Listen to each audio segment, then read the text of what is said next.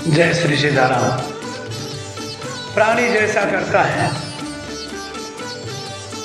वह कर्म होता है, और कर्म 3 भागों में बांटा गया: क्रियमान कर्म, संचित कर्म और प्रारब्ध। प्रारब्ध हमारा कई जन्मों, एक नहीं करोड़ों जन्म के कर्मों का हिसाब किताब होता है। पुण्य अधिक हुआ तो पिछला पाप अगले जन्म में न मिल करके फिर कभी मिलेगा। जब वो पुण्य समाप्त होगा तो वो प्रारब्ध है। संचित कर्म पिछले जन्म से प्राप्त होते हैं।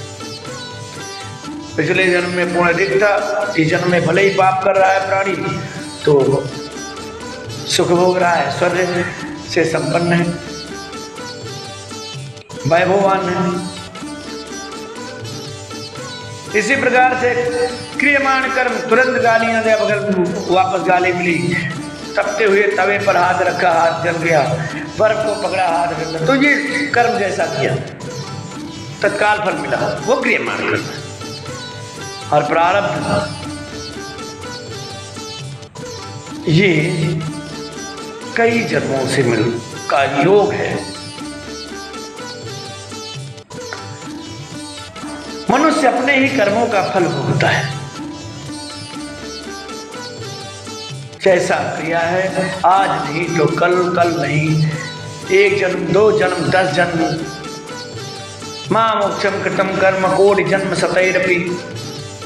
100 करोड़ जन्म भले ही लग जाए, लेकिन आपको अपने किए हुए कर्मों का फल अवश्य मिलेगा। अच्छा किया तो अच्छा मिलेगा, उसको कोई टाल नहीं सकता। भरत जी ने कहा, महाराज विकल हो गए वशिष्ठ जी से कि बड़े बड़े विद्वानों ने, आप सहित आप भी थे, सबने राज्याभिषेक का मुहूर्त रखा, विवाह की मुहूर्त रखी,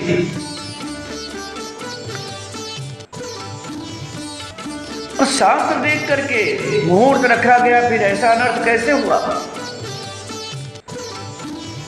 कैसे गुरुदेव, कैसे हो गया? वशिष्ठ जी ने माथा पकड़ करके कहा, भरत ही तो है,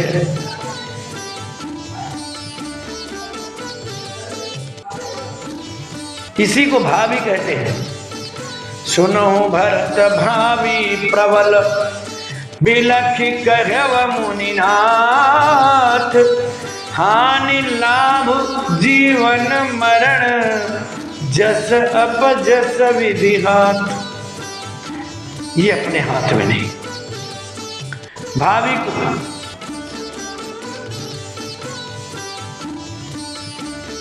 यानी कर्म गति को, जो प्रारब्ध है, इसको कोई मेट नहीं सकता। कर्मन की गति न्यारी साधो, कर्मन की गति न्यारी। गीतकारों ने भी गाया कि कोई लाख करे चतुराई, कर्म गत तारे टरे नहीं भाई। कर्मों का लेख कोई टाल नहीं सकता। लाख प्रयास किया, लेकिन भावी ने, इसी भावी ने क्या किया? पूरे संसार में फैले हुए अयोध्या के साम्राज्य को सोना कर दिया, अकेला कर दिया।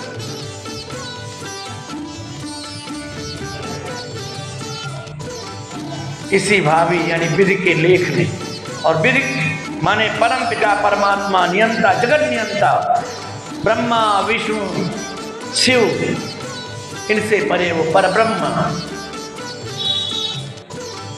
उसकी नियत,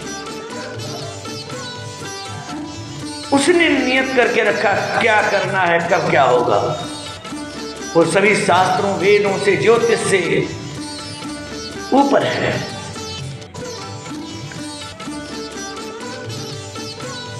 रावण जैसा ज्ञानी भी कुछ नहीं कर पाया। सोने की लंका जल के खाक हो गई, पूरा परिवार का सर्वनाश हो गया। उसे बड़ा कोई ज्योतिषी था, कुछ नहीं कर पाया। ब्रह्मा भगवान शिव की नगरी सोने की लंका हाथ से चली गई और वो रावण के पास गई, वहां भी नहीं बची। कंस वो भी कुछ नहीं कर पाया। विधि का इसी भावी के द्वारा, इसी कर्मों की गति के कारण, इसी भावी वश महाराज दशरथ का बाण श्रवण कुमार को लगा, जिसने भावी बन करके पूरे अयोध्या को अकेला कर दिया। महाराज दशरथ अकेले होके प्राण त्याग दिए, सबके होते हुए भी अकेले। राम जी अकेले, सीता जी वन में अकेली अशोक वाटिका में, भरत जी अकेले, मंथरा अकेली, कैकेयी आत्मग्लानि से भरी हुई अकेली, सुमित्रा कैकेयी वैधव्य दुख के कारण अकेली, सबको अकेला कर दिया, सब सोना सोना। क्यों? क्योंकि ये कर्मों की गति है। मेरे आपके किसी के वश में कुछ नहीं है, न वैभव न पराभव,